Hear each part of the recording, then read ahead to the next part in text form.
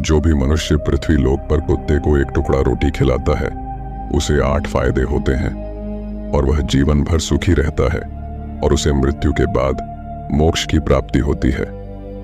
महात्मा ने कहा, अक्सर मनुष्य कई मौकों पर कुत्ते का नाम लिया करते हैं। किसी को गाली देते समय भी मनुष्य की जुबान पर कुत्ते का नाम आता है।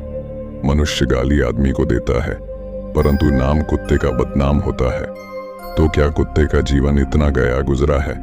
भगवान बुद्ध ने कहा, एक समय की बात है, एक काले रंग का कुत्ता था।